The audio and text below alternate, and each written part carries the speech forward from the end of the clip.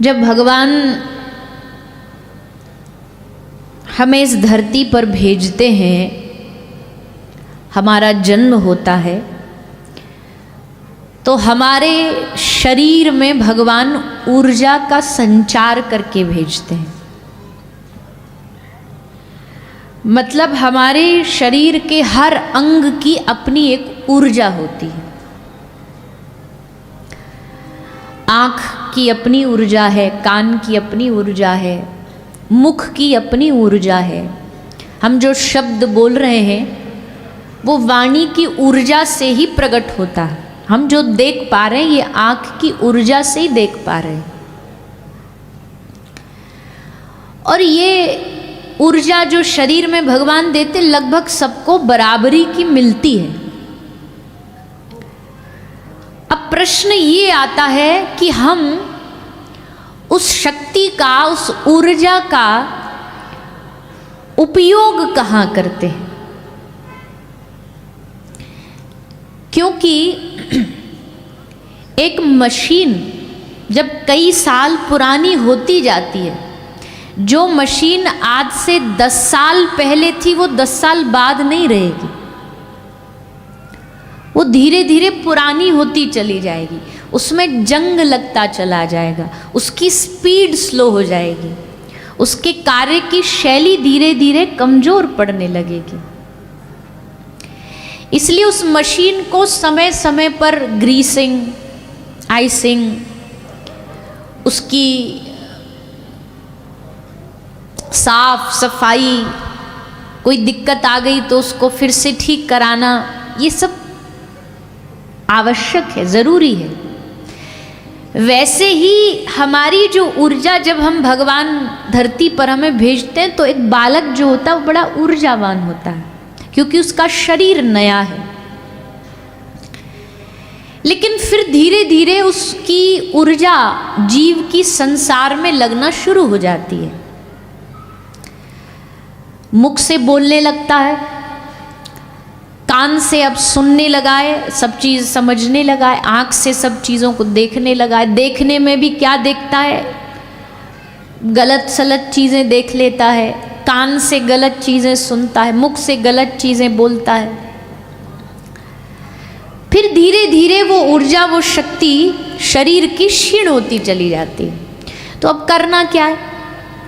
बोले करना बड़ा सरल है कि जो भगवान ने हमारी जो ऊर्जाएं, जो शक्तियाँ हमारे अंगों में दी है ना, उस ऊर्जा को कायम बनाए रखने के लिए या उसको बढ़ाने के लिए आवश्यक है कि हम उस शक्ति को, उस ऊर्जा को भगवत संबंधी चीज़ों में लगाएं। आँख की शक्ति है देखना, तो क्या देखना? संसार के रंग, संसार की सजावटें, संसार का सिनेमा, ये तो सब देख ही रही है आँख। पर अब इस आँख से क्या देखना है? इस आँख से श्री राधा रमन लाल जी को देखना है, श्री बांके बिहारी जी को देखना है, श्री किशोरी जी को देखना है। इन नेत्रों की ऊर्जा को बढ़ाना है, कान की ऊर्जा को बढ़ाना। कान की ऊर्जा कैसे बढ़ेगी? जब हम कान से भगवत संबंधी चर्चा अपने कान में डालेंगे, उससे ऊर्जा बढ़ेगी। इस कान से अगर कोई और संसार की बातें अंदर जाएंगी तो ऊर्जा कम होती, और हम तो वही करते हैं। बहुत कम समय होता होगा जब ये कान के भीतर भगवत कथामृत जा रहा होगा, बाकी तो संसार की दुविधा ही कान से जा रही होती। कोई बैठा, किसी ने बैठ कर के हमारे सामने इधर उधर की चर्चा शुरू कर दी, हम बड़े गौर से सुनने लग जाते हैं। हाँ भैया बताइए क्या चल रहा है शहर में, हमें भी बताइए। किंतु हमारे घर में, हमारे घर के आंगन में कोई आदमी बाहर दरवाजे से खड़े होके भीतर कचरा फेंक रहा हो, कूड़ा फेंक रहा हो, बाहर से खड़े होके हमारे घर में फेंक रहा है, तो क्या हम उसको फेंकने देंगे, डालने देंगे? बोलिए ना, हाँ कि नहीं? रोकेंगे, लड़ेंगे, झगड़ेंगे, 2-4 गालियाँ सुनाएंगे, मारपीट करेंगे। भैया तेरी इतनी हिम्मत, हमारे घर में कूड़ा डाल रहा है, कचरा डाल रहा है। खबरदार जो हमारे घर में कचरा डाला तो घर के भीतर कूड़ा नहीं डालने दे सकते हम, आंगन में कचरा नहीं डालने दे सकते हम। लेकिन हमारे मन में कानों के द्वारा कोई कचरा डाले, रोकना तो छोड़ो, हम बड़ा स्वाद ले ले के सुनते। और बताइए क्या कह रहे थे, और बताइए जरा उनके बारे में, जरा क्या चल रहा है उनके जीवन में, जरा हमें बताइए। तो हम कान लगा करके वो कचरा डाल रहा है हमारे भीतर और हम बड़े आनंद से स्वाद ले ले करके उसको सुन रहे हैं। तो इन कानों की ऊर्जा बढ़ाने के लिए हमें भगवन नाम, भगवत कथा, श्रवणम कीर्तनम विष्णोः स्मरणम पाद सेवनम अर्चनम वंदनम दास्यम सख्यम आत्म निवेदनम। हमें इन कानों से भगवत रस को डालना पड़ेगा हृदय में। हाथों की ऊर्जा कैसे बढ़ती है, कैसे बढ़ती है? इशारा तो ऐसे कर रहे हो जैसे बजा दोगे तो कोई टैक्स लग जाएगा। हाँ, पर ये कोई वाहवाही वाली तालियां की बात नहीं करी जाती। नेताओं जी की सभा में तो वाहवाही के लिए तालियां बजाई जाती हैं। जोरदार नेताजी कोई बात बोल दे एक बार तो सब लोग तालियां, वाह वाह वाह वाह। एक नेताजी गए कहीं किसी शहर में, तो गांव वाले सब इकट्ठे थे। तो सब बोले, गांव वाले बोले, नेताजी हमारे इस शहर में 2 काम करवाने हैं आपको, कैसे भी बस 2 काम करवा दो। नेताजी बोले बोलो, पहला काम बताओ। बोले पहला काम नेताजी हमें ये करवा दो कि हमारे गांव में हॉस्पिटल नहीं है, कोई अस्पताल नहीं है, अस्पताल बनवा दो। नेताजी बोले लो वही बनवाए देते हैं। सो उठाया फ़ोन और घुमाया फ़ोन लगा के बोले कल ही कल यहाँ से सारा हॉस्पिटल की व्यवस्था चालू हो जानी चाहिए।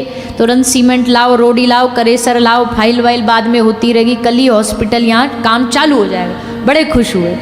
सब गांव वालों से बोले लो पहला काम कर दिया, अब दूसरा काम बताओ। दूसरा क्या? बोले दूसरा काम ये नेताजी कि हमारे गांव में नेटवर्क नहीं आता है, नेटवर्क नहीं आता है। और नेताजी फ़ोन पर करके हॉस्पिटल भी बनवा दिए जबकि फ़ोन में नेटवर्क नहीं था। तो ऐसे नेताओं जी से तो ठाकुर जी बचाए, राम जी बचाए। वहां नेताओं की बातों पर जोरदारी से तालियां बजाई जाती हैं और भगवान की जो नाम संकीर्तन होता है उसमें जब आप डूब करके ताली बजा, तो क्यों हम बार बार कहते हैं सब लोग दोनों हाथ उठा करके ताली बजाइए। कोई आपसे, हम अपने लिए कोई प्रशंसा के लिए थोड़ी ताली बजवा रहे हैं। किसके लिए ताली बजवा रहे हैं? कि आप ठाकुर जी के नाम संकीर्तन में ताली बजाओ, हाथों की ऊर्जा बढ़े, हाथों की धन्यता बढ़े। ये हाथ जब कभी ठाकुर जी का श्रृंगार करते हैं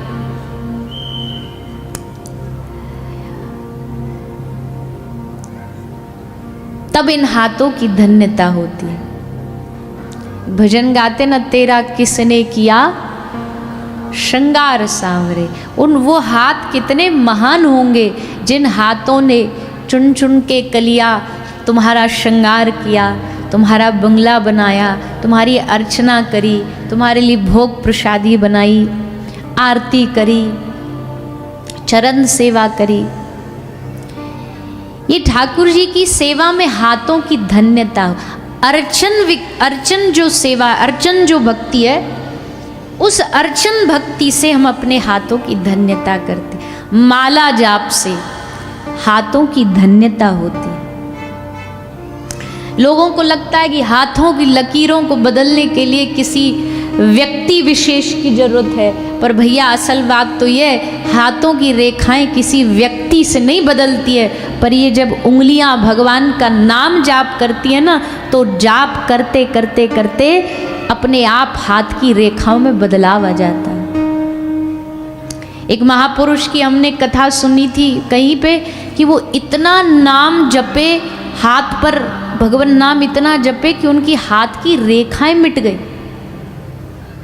रेखाएं मिट गई नाम जपते जपते। तो हाथों की ऊर्जा शक्ति तब बढ़ती है जब ये हाथ भगवान नाम सुमिरन में, कीर्तन में ताली बजाते हैं। पैरों की ऊर्जा, पैरों की ऊर्जा कब बढ़ती है? पैरों की ऊर्जा जब ये पैर जुआ घर जाएं, शराब घर के लिए बढ़ें, तो समझो कि अब तुम्हारे शरीर में भगवान ने जो शक्ति दी तुम्हारे पैरों को, वो शक्ति क्षीण हो रही है। पर जब वही पैर कभी भगवत कृपा से चल के उनकी कथा में आए, उनके संत दर्श को जाएं, उनके धाम श्री वृंदावन बरसाना धाम जाएं, तो समझ लेना कि तुम्हारे पैरों की ऊर्जा बढ़ रही है, चरणों की शक्ति बढ़ रही है। जब भगवान के कीर्तन में ये पांव नाच उठे, जब चरण भगवान के नाम संकीर्तन में नाचने लग जाएं, तो समझना कि हमारे पैरों की ऊर्जा बढ़ रही है।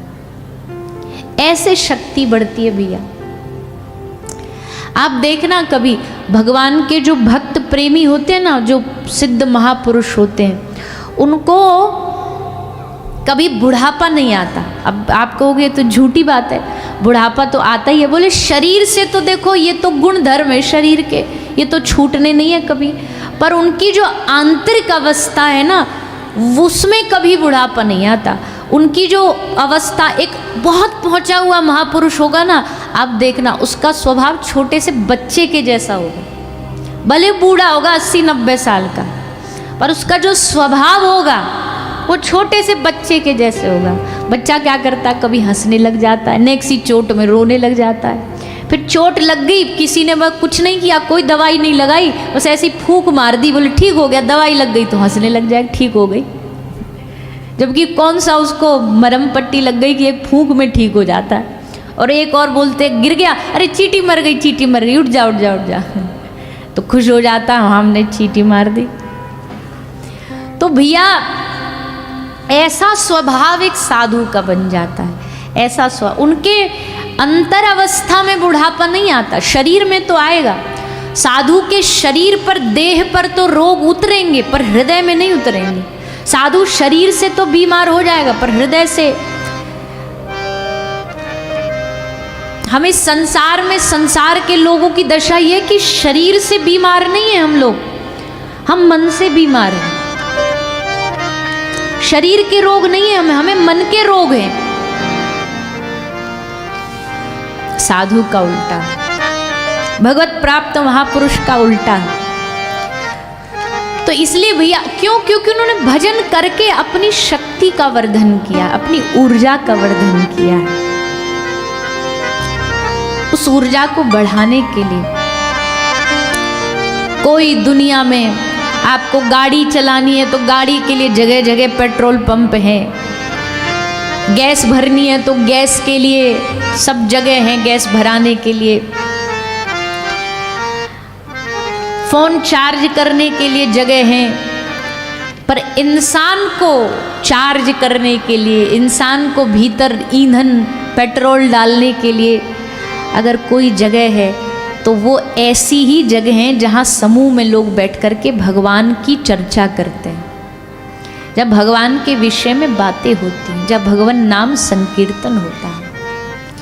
ये 7 दिन का ये एक प्रकार का आपका अपनी गाड़ी में तेल डाल रहे हैं, अपनी गाड़ी में पेट्रोल डाल रहे हैं। अभी हमारी गाड़ी कैसी है, धक्का स्टार्ट गाड़ी है, नहीं एक धक्का मार दो थोड़ी देर चल जाती है। अच्छा चलो 7 दिन कथा सुनी तो कम से कम इस 7 दिन की कथा ज़्यादा नहीं बोल रहे हैं, ज़्यादा मांग भी नहीं रहे, पर 7 दिन की कथा कम से कम आगे फिर कथा के बाद 7 दिन तो चलनी चाहिए, चलनी चाहिए कि नहीं? कम से कम 7 दिन तो चलनी चाहिए। वैसे तो लंबी चलनी चाहिए, पर चलो कम से कम तो 7 दिन चलनी चाहिए। फिर बोले फिर अगर थोड़ा हमारी ऊर्जा कम हो गई तो क्या करें? बोले ये तो लाभ है भारत भूमि में जन्म लेने का, कि यहाँ जन्म लेने का एक सबसे बड़ा लाभ यही है कि ना तो यहाँ कथा की कमी है, ना यहाँ संतों की कमी है, ना यहाँ कथा कहने वालों की कमी है। जब तुम्हें लगे कि अब ऊर्जा ने थोड़ी डाउन जा रही है, फिर आसपास पानीपत, सोनीपत यहाँ वृंदावन या टीवी या फोन या किसी ना किसी माध्यम से तुमको कोई ना कोई साधु कथा सुनाता हुआ ही मिलेगा, फिर पहुंच जाओ अपने आप को चार्ज करने के लिए। सुनाने वालों की कमी थोड़ी, जाना तो हमें, सुनना तो हमें है, अपने आप को चार्ज तो हमें करना है। तो इसी से भैया हमारे शरीर की ऊर्जा की वृद्धि होती है। हमारे शरीर को दो हिस्सों में बांटा गया है, एक है बाह्य शरीर और एक है अंतकरण। कहते हैं ना अंतकरण शुद्ध करो। अंतकरण की शुद्धि कैसे?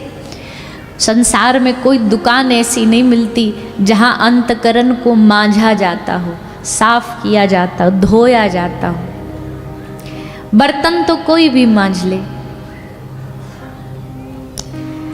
पर अंतकरण को मांझने के लिए भगवान की कथा ही हमारे अंतकरण को स्वच्छ करती है।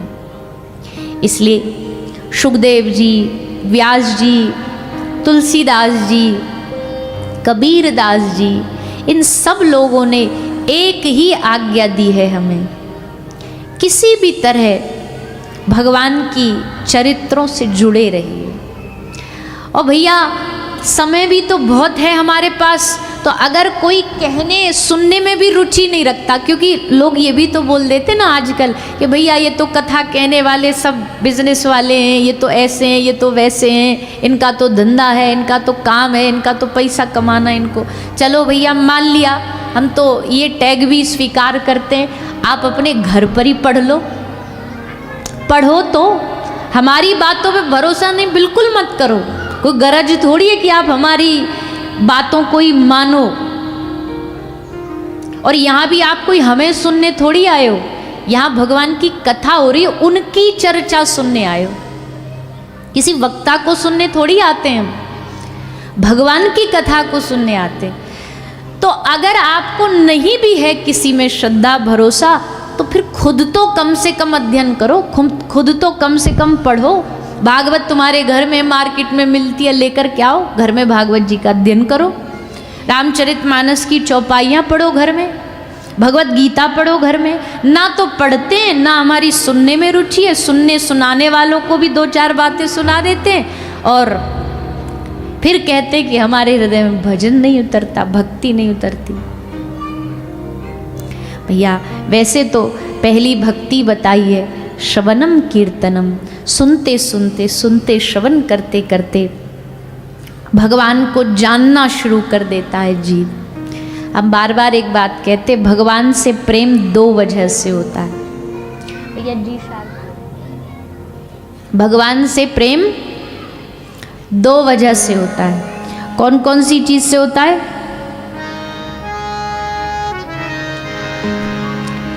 एक होता है आंख से और एक होता है कान से। किस किस से होता है? बोलिए ना जोर से। पहला, दूसरा कान से। आंख से किसी ने भगवान को देखा है? देखा है किसी ने? आंख से अगर देख लिया होता तो यहां समालखा में न बैठे होते। आंख से देख लिया होता तो अभी शरीर की याद नहीं रहती, संसार की याद नहीं रहती। जो आंख से भगवान को एक बार देख ले या भगवान का अनुभव कर लेता है ना, तो फिर उसकी कैटेगरी पागलों में आ जाती है। फिर उसकी दशा भी जो होती है वो पागलों जैसी हो जाती है। पागल में और भगवान के प्रेमी में कोई भी फर्क नहीं है। दिखने में, व्यवहार में वैसे तो बहुत फर्क है, व्यवहार में कोई फर्क नहीं, दिखने में दोनों एक ही जैसे लगेंगे। पागल क्या करता है? उसको कपड़े का होश नहीं रहता, मैले पहना दो, फटे पहना दो, बुरे पहना दो। तो भगवत प्राप्त महापुरुष भी ऐसा ही होता है। भगवान के जो प्राप्त महापुरुष है ना, उनका तुम वस्त्र देखोगे तो ऐसे लगा, अरे राम नाम, छी छी छी, अरे बाबा पे एक धोती नहीं धुलती, कैसी मटमैली फटी धोती पहन रखी है बाबा जी ने। पर उनको याद ही नहीं रहता, शरीर का भान ही नहीं रहता। ये जो जटा धारण कर लेना, ये तो बाद में अब एक व्यवहार बन गया है। पहले क्या था, बोले उनको ध्यान ही नहीं रहता कि हमें सर को धोना भी है, इसको कंघी भी करना है, इसको तेल फूल भी लगाना है, इसलिए जटाएं बालों की बन जाती थी। शरीर का भान नहीं रहता। फिर पागल का दूसरा लक्षण क्या है, कुछ भी बड़बड़ बड़बड़ करता रहेगा, कुछ भी बोलता रहेगा। भगवत प्राप्त महापुरुष भी ऐसे ही होते हैं। बड़बड़ मतलब बैठे बैठे कुछ भी बोलते रहेंगे। आप सोचो किससे बात कर रहे हैं, ये कौन है, या तो कोई दिख ही नहीं रहा, पर उनका कनेक्शन किसी और से जुड़ा होता, तुम्हें नहीं दिखाई दे रहा है। सूरदास जी बैठे बैठे ठाकुर जी से बात करते रहते थे। लाला क्या खाएगो बता, लाला आज वहाँ चले, लाला आज ऐसे करेंगे। तो अब कोई जिस जाको दिखाई ना दे तो वो तो यही बोलेगा, भैया मेंटल है, पागल है बेचारा, कुछ भी बोलता रहता है। एक पागल का लक्षण क्या है, एक पागल का लक्षण है उछलेगा, नाचेगा, हंसेगा जोर जोर से, बिन बात पे हंसेगा। आप बोलो काय को हंस रहा है, समझ नहीं आ रहा, फिर अचानक से बिन बात पे रोने लग जाएगा। वैसे ही भगवत प्रेमी का भी लक्षण होता है, कभी हंसी कभी आंख से आंसू। एक पल में हंस रहा होगा, अगले ही पल में रोने लग जाएगा। एक पल में हंस रहा होगा, अगले पल में याद आ जाएगा कि हे प्रभु, हे दीनानाथ, हे किशोरी जी, तुम हमें कब मिलोगे, कहाँ मिलोगे। ऐसा भाव आते ही मन में फिर एकदम रोने लग जाए, नाचता नाचता रुक जाएगा, रुकते रुकते भागने लगेगा। ऐसा लक्षण भगवत प्रेमी महापुरुष का बहुत बहुत कठिन है किसी भगवत प्राप्त महापुरुष को पहचानना। ये तो खग ही समझे खग ही की भाषा। एक प्रेमी प्रेमी को समझ सकता है, संसार वाले प्रेमी को नहीं समझ सकते हैं। संसार वाले भगवत प्राप्त महापुरुष को नहीं समझ पाएंगे, पागल ही समझेंगे, पर वो पागल नहीं है। हाँ, इतना ज़रूर है कि भगवान की भक्ति पागल बना जरूर देती है। पागल मतलब पागल कौन है, जो अब संसार के लायक नहीं बचा, अब किसी से रिश्ता नहीं निभा पाएगा, किसी से व्यवहार नहीं कर पाता है, कोई बात भी करे तो उसके कानों को चुभती है।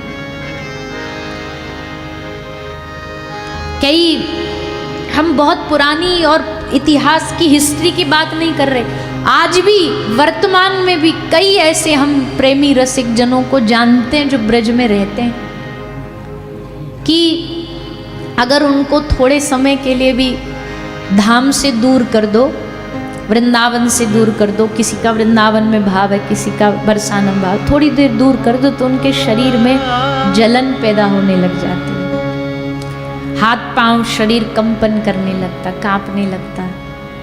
ऐसे भगत प्राप्त महापुरुष आज भी ब्रजभूमि में आज भी है। सर्वश्रेष्ठ अवस्था अगर कोई प्रेम की है तो वो है भगवान के लिए तड़पना, भगवान के लिए विरह। वो सर्वश्रेष्ठ अवस्था है, वो परम अवस्था है, और वो प्रेमी के भीतर ही आती है। तो ऐसा प्रेमी बनना बड़ा कठिन काम है, बड़ा कठिन है। भक्त बनना तो हम कहते फिर भी आसान है, कंठी तिलक धारण करना, माला करना, ये तो आ जाता है अभ्यास से। पर वो जो एक हृदय से जो लगाव है ठाकुर से, हृदय से जो पुकार है भगवान के लिए, वो सबके बस की बात नहीं है। सब कोई उसे कर भी नहीं सकता, संसार वाले उसको समझ भी नहीं सकते। कोई भगवत प्रेम में विरह में डूबा व्यक्ति ही उसे समझ सकता, ब्रज के लोग ही समझ सकते। भैया कहते हैं कि ब्रज से ज़्यादा, वृंदावन से ज़्यादा विरह भला दुनिया में किसने सहा होगा।